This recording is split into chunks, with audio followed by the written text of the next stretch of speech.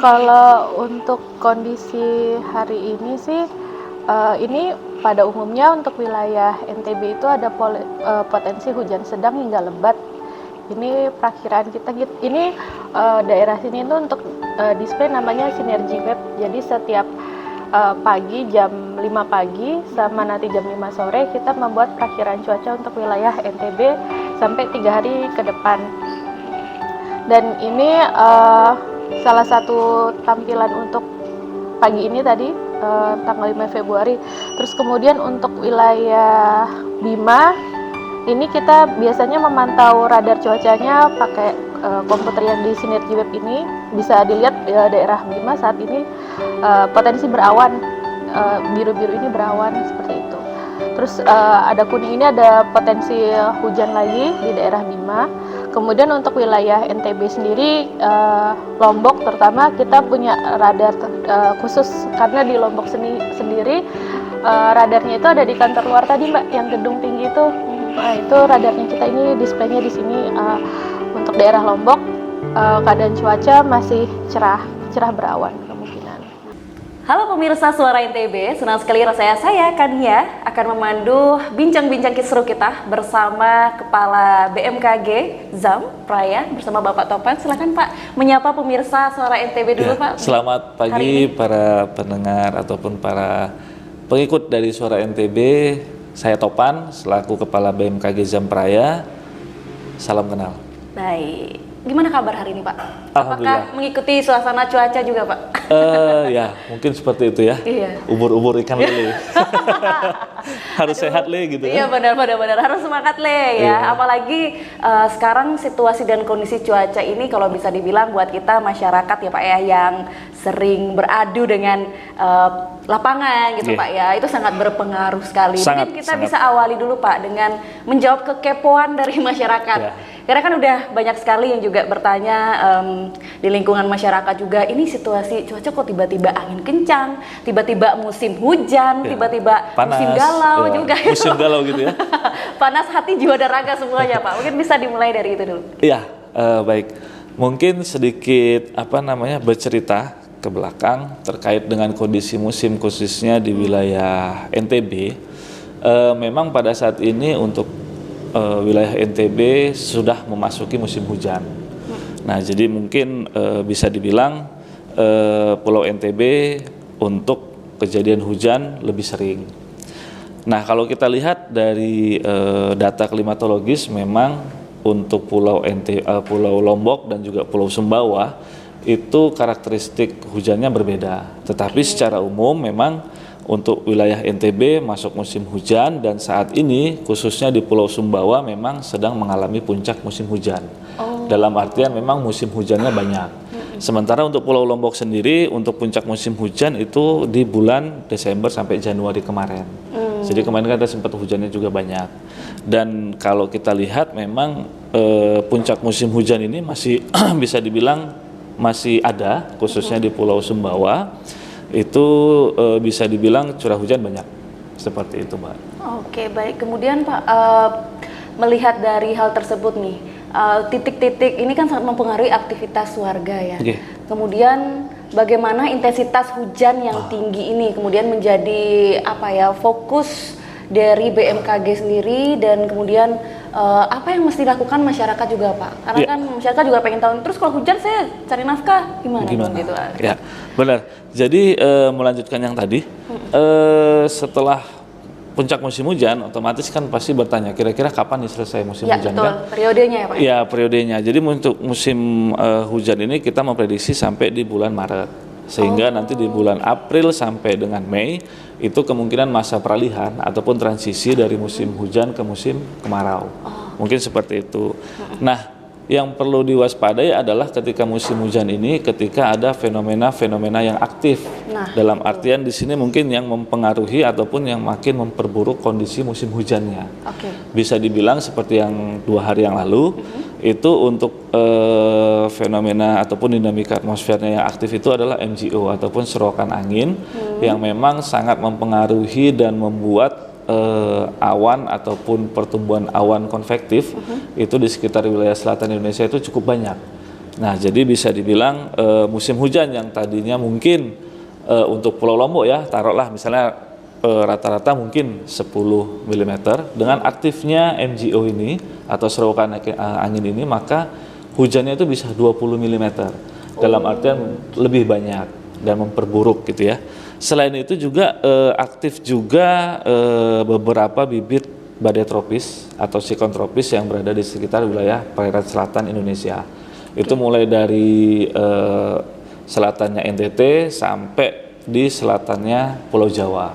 Dan saat ini memang sudah aktif, ada 2 badai tropis ataupun bibit siklon tropis itu. Yang pertama masih ada di wilayah selatan Pulau Jawa, itu badai tropis Thalia, dan juga yang satunya di sekitar wilayah perairan selatan Sumatera. Dan mungkin yang sangat mempengaruhi di wilayah kita adalah badai tropis Alia ini.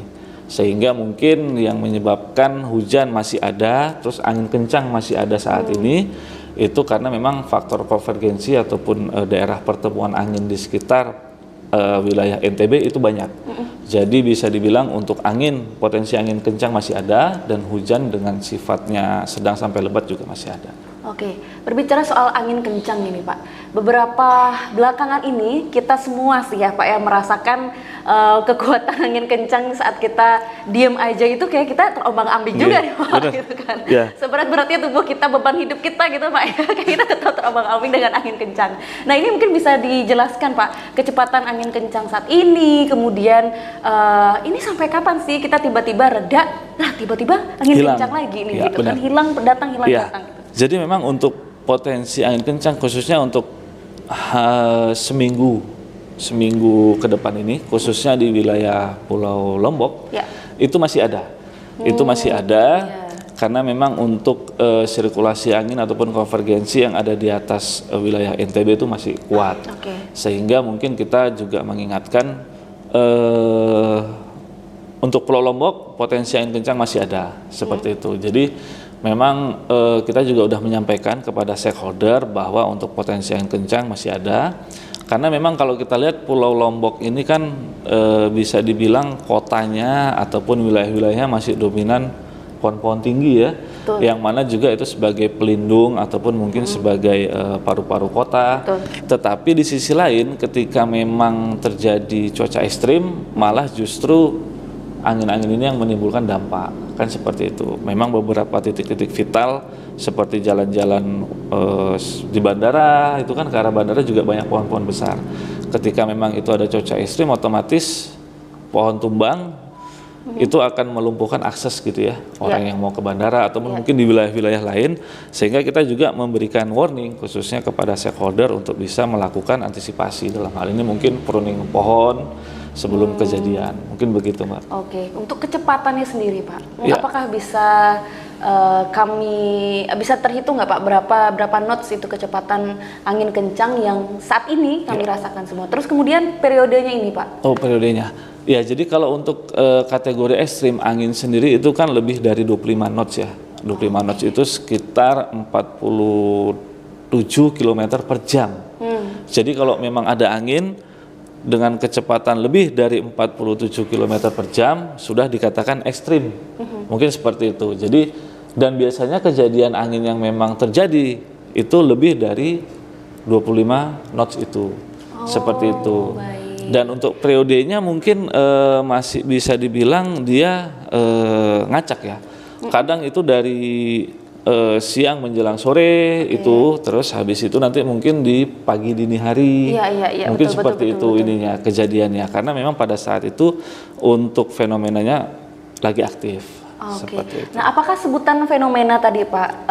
Saya sebelumnya sempat mencari tahu juga, karena di periode Desember kemarin kita ada di masa fenomena La Nina. Nah, itu ada sebutan seperti itu. Apakah di situasi ini juga kita fenomena apa aja sih Pak yang sebenarnya kita... Jadi untuk La Nina itu sendiri kan memang fenomena aktifnya seruakan panas yang ada di Samudra Pasifik ya. Itu kalau La Nina berarti untuk wilayah Indonesia memasuki musim hujan. Seperti itu, dan memang masih aktif. Dan untuk ENSO-nya dalam hal ini mungkin saat ini masih aktif, sehingga untuk potensi menimbulkan dampak ataupun memberikan pengaruh pada musim hujan di tahun ini, khususnya di wilayah NTB itu juga cukup kuat. Seperti itu. Oke, nah itu dia yang juga sebenarnya jadi atensi ya Pak ya. Atensi buat Betul kita, sekali. benar. Karena cuaca angin kencang apa tadi titik intensitas hujan yang tinggi di wilayah Sumbawa juga itu menjadi atensi warga setempat juga Pak. Benar. Dan juga antisipasi bagi pemerintah ya kan untuk menyiapkan dan pencegahan dan lain sebagainya. Kemudian Pak, kita kan di sini ada pelabuhan, ada pelabuhan. aktivitas bandara, ada aktivitas darat. Nah, kemudian itu bagaimana Pak proyeksi ya, maksud kita lihat ke depan pengaruhnya dari sepanjang periode ini seperti apa gitu Pak? Mungkin bisa dikasihkan ini. Jadi memang untuk BMKG Zampraya ini kan pada dasarnya memiliki tupoksi itu memberikan informasi cuaca penerbangan, khususnya untuk take off landing dan juga informasi cuaca on road dalam artian kondisi kondisi cuaca yang dilewati oleh pesawat. Dalam hal ini mungkin pesawat dari Lombok ke Bima itu mungkin sepanjang perjalanan itu informasi cuaca juga kita berikan. Selain itu kita juga memberikan informasi cuaca publik, yang mana informasi cuaca untuk area ataupun wilayah NTB itu di Pulau Lombok dan juga Pulau Sumbawa. Dan satu lagi yang menjadi mandatori kita adalah memberikan informasi cuaca penyeberangan. Dalam hal ini mungkin untuk kondisi cuaca di maritim, itu penyeberangan kita di sini ada penyeberangan di Padang Bayi Lembar, terus Lembar, Jangkar, dan juga di Pototano Kayangan. Nah, jadi kita juga sudah berkoordinasi kemarin dengan stakeholder, dalam hal ini mungkin kalau di maritim itu pihak SDP dan KSOP tentang adanya potensi gelombang tinggi, khususnya di jalur penyeberangan dan juga di wilayah selatan NTB. Karena memang untuk radius mungkin bisa dibilang 2 nautical mil dari bibir pantai itu bisa dibilang untuk kondisi gelombangnya sudah cukup tinggi. Dan ini mungkin 3 hari ke depan di wilayah perairan selatan itu gelombang mencapai sampai 4 meter. Jadi mungkin itu menjadi atensi juga khususnya bagi para nelayan dalam hal ini untuk bisa lebih hati-hati untuk melakukan aktivitas di laut. Seperti itu, Pak. Artinya informasi itu sudah disinergikan gitu, Pak, dengan pihak-pihak yang berwenang atau bertanggung jawab di pelabuhan atau mungkin di bandara. Ya. Jadi memang untuk penyampaian informasi ini kan kita sebenarnya sifatnya secara umum kan estafet ya. Estafet. Jadi dari kita BMKG menyampaikan informasi ini kepada stakeholder. Mungkin di stakeholder penerbangan itu ada PT Angkasa Pura Indonesia, terus juga ke Airnav dan juga maskapai. Lalu untuk yang di publik itu ada rekan kita yang memang selalu sama-sama ini BPBD, dalam hal ini BPBD provinsi dan juga kabupaten. Terus untuk di maritim ada KSOP dan juga Atpel. Ini informasi ini selalu kita sampaikan. Ketika memang ada potensi cuaca buruk segera kita sampaikan sehingga nanti rekan-rekan stakeholder yang akan meneruskan sesuai dengan tupoksi mereka. Seperti itu. Kalau misalnya Pak, dampak melihat situasi kayak gini kan semua sudah siap siaga gitu bisa dibilang Pak ya. Kemudian kita kan harus antisipasi juga nih Pak. Dampak atau kira-kira bencana apa sih yang riskan terjadi di kala situasi hujan intensitas tinggi, angin yang kencang seperti itu. Apalagi aktivitas pelabuhan masih berjalan Pak. Begitu juga di bandara. Jadi untuk potensi bencana potensi bencana yang ada di wilayah NTB khususnya Pulau Lombok itu yang paling dominan mungkin bencana banjir dan juga tanah longsor. Nah itu menjadi atensi kita untuk memberikan informasi peringatan dini cuaca khususnya untuk cuaca publik dan juga untuk potensi pohon tumbang. Karena untuk di wilayah Lombok sendiri untuk kejadian pohon tumbang cukup banyak karena memang kejadian angin kencang juga cukup banyak dan kondisi kita memang pohon-pohon yang besar, rindang itu juga masih banyak. Sementara untuk di Pulau Sumbawa baik itu Bima ataupun di Sumbawa yang paling dominan adalah bencana banjir. Nah, bencana banjir itu sering dan memang karena bisa dibilang kondisi curah hujan kita juga banyak sehingga menyebabkan banjir ataupun peluang kejadian banjir itu juga cukup banyak. Seperti itu. Nah kemudian Pak, kalau udah melihat situasi yang apa ya, bikin kita was-was gitu Was-was, jadinya Pak ya. ya, was-was. Mungkin bisa dikasih tahu Pak, apakah tingginya gelombang air laut ketika di pelabuhan nih kapal berlayar dan sebagainya itu ada limitnya Pak, yang sampai ya semoga sih tidak terjadi gitu Pak ya, Ya. sampai menghentikan pelayaran kemudian penerbangan juga atau aktivitas di darat juga. Jadi untuk informasi cuaca maritim dalam hal ini mungkin terkait dengan tinggi gelombang laut, itu kita bagi atas 3 fase ya, awas, siaga, dan waspada. Nah, itu. Itu ketika memang kita berikan informasi awas, level awas, siaga itu berkisar antara 1,5 sampai dengan 2,5 meter tinggi gelombangnya. Biasanya dari pihak stakeholder dalam hal ini ASDP dan KSOP itu sudah membuat suatu aturan dalam artian ketika memang gelombang dalam level siaga dan waspada, maka mereka akan melakukan penutupan pelabuhan sehingga pelayaran tidak berjalan. Karena apa? Karena ini sangat bisa dibilang sangat beresiko ya, terutama bagi kapal-kapal jalur penyeberangan. Karena bisa dibilang untuk jalur penyeberangan sendiri, kalau di wilayah kita ini kan wilayah selat, antara jalur Lembar dan Padang Bayit juga Putu Tanu Kayangan itu selat. Biasanya di wilayah selat itu kondisi angin juga cukup kencang ataupun cukup tinggi sehingga mempengaruhi gelombang yang ada di perairan selat itu, dan otomatis itu akan sangat membahayakan khususnya bagi jalur-jalur kapal penyeberangan. Jadi mungkin ketika kita sudah memberikan informasi level siaga, awas, dan waspada, pihak stakeholder itu sudah langsung merespon dan mereka akan melakukan penutupan ataupun melanjutkan pelayaran. Biasanya seperti itu. Oke, kemudian untuk situasi penerbangan, nah penerbangan itu seperti apa Pak? Ya, untuk penerbangan sendiri mungkin teknisnya sama ya, seperti yang di maritim. Ketika memang kita sudah memberikan ada peringatan dini khususnya early warning ataupun kondisi cuaca di sekitar wilayah bandara itu ekstrim, itu bandara biasanya melakukan penutupan sehingga penerbangan itu tidak ada dan nanti mungkin akan dibuka kembali pada saat kondisi sudah membaik. Levelnya sama. Announcement-nya akan terus ada. Terus ada. Pak, ya? Karena kita yang mau liburan, mau healing ini juga harus cek dari cek ini Pak. Iya, kalau mau lewat pelabuhan, bagaimana lewat penerbangan juga seperti apa. Nah kemudian dari BMKG sendiri Pak, update informasi baik itu di wilayah Lombok atau di Sumbawa sendiri Pak, itu seperti apa rentang waktunya, kemudian di timingnya setiap minggu kah atau mungkin setiap apa Pak untuk update? Iya. Jadi kalau untuk update informasi cuaca kita itu kan sebenarnya secara teknis ya Mbak ya. Untuk BMKG sendiri itu kan bekerja 24/7.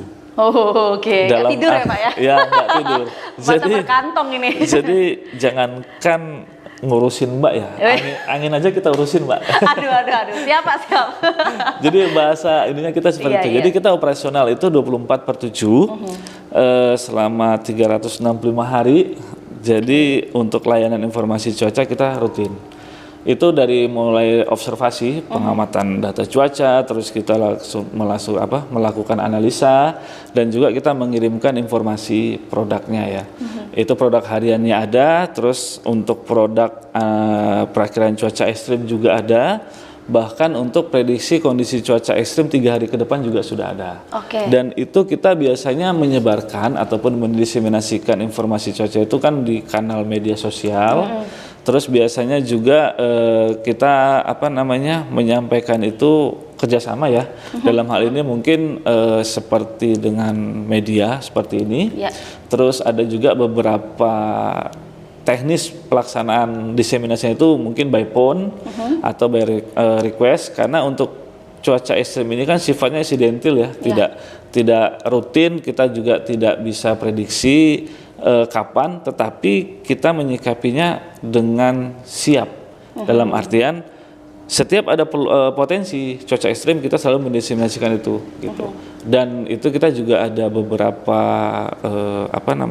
media ataupun sarana diseminasinya itu by phone, terus media sosial tadi, dan juga ada di internal khususnya di lingkup penerbangan sendiri, terus di lingkup publik sendiri, dan juga di maritim sendiri. Kemudian bagaimana masyarakat bisa menghindari disinformasi itu Pak? Kadang kan update-update situasi Iya. cuaca, kemudian laut dan lain sebagainya itu tuh mereka kan bisa dapatkan di media sosial. Nggih. Tapi klaim logo BMKG itu juga sering berkeliaran Pak. Nah, Iya.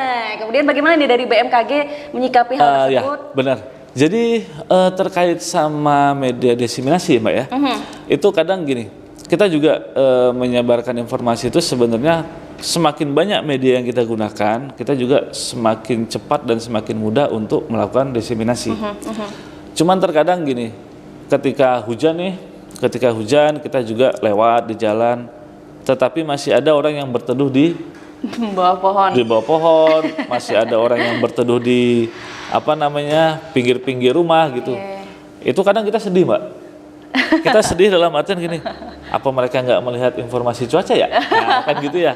Apa mereka nggak bacakah untuk informasi cuaca hari ini seperti apa? Sehingga mereka bisa dibilang kok nggak bawa jas hujan, kasarnya gitu kan ya.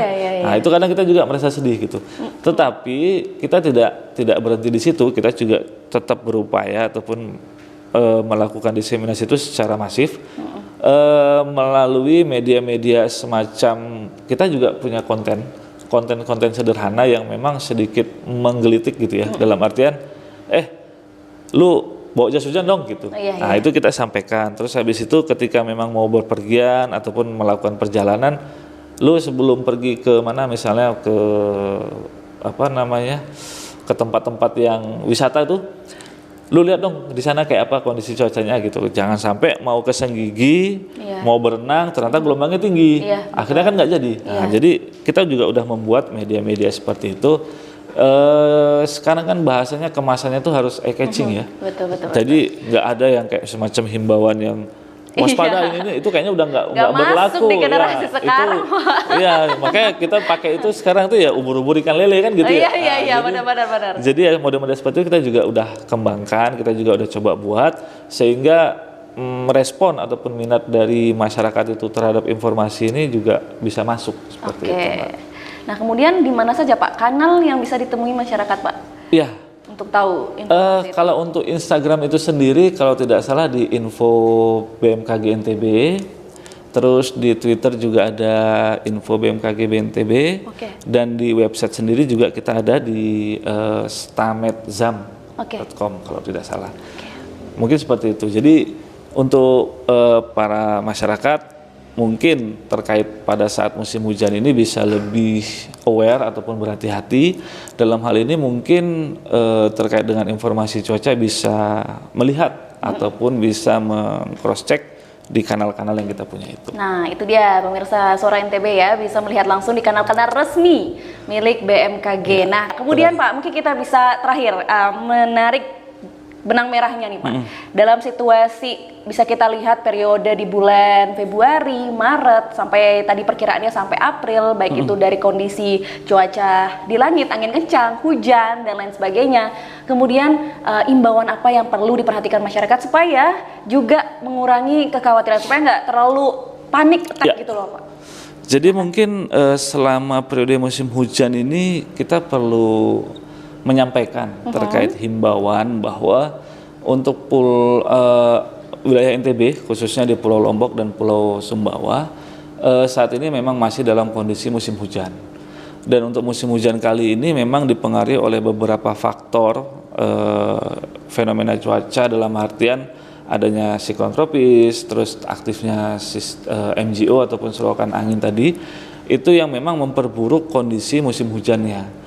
Jadi mungkin potensi dampak dari bencana itu juga semakin besar.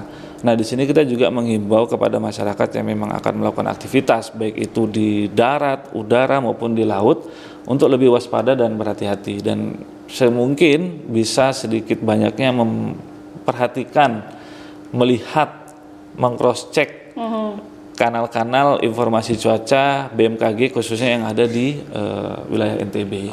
Karena kita memprediksikan untuk musim hujan ini mungkin masih sampai di bulan Maret. Nanti di awal April sampai dengan Mei sudah masuk musim kemarau. Dan nanti mungkin beda lagi ceritanya di musim kemarau, dampak atau potensi dampak bencananya apa juga berbeda lagi. Dan karena bahasanya itu Untuk wilayah NTB bisa dibilang potensi dampak bencana itu cukup banyak. Oke. Seperti itu. Terima kasih banyak. Siap, sama-sama Pak Mbak. Topan. Terima kasih. Terima kasih. Nanti kita akan update terus ya Pak Oke, ya siap. situasi dan kondisi cuaca saat ini Oke. supaya juga bagi masyarakat yang ingin berlayar, juga masyarakat yang juga ingin berlibur, Oke. wisatawan yang datang ke NTB, juga benar. ikut merasakan aman dan nyaman. Aman, gitu, Pak, ya. benar. Oke baik. Terima kasih Pak Topan. Kita Siap, akan ketemu sama-sama, lagi di sesi berikutnya. Tadi sudah Oke. janji ya Pak, bakal update terus bersama Oke. Suara NTB. Siap. Dan terima kasih pemirsa NTB selalu menyaksikan kami. Jangan lupa tonton terus episode-episode bincang-bincang kami dan sampai jumpa di episode berikutnya. Ya. Terima kasih. Terima kasih.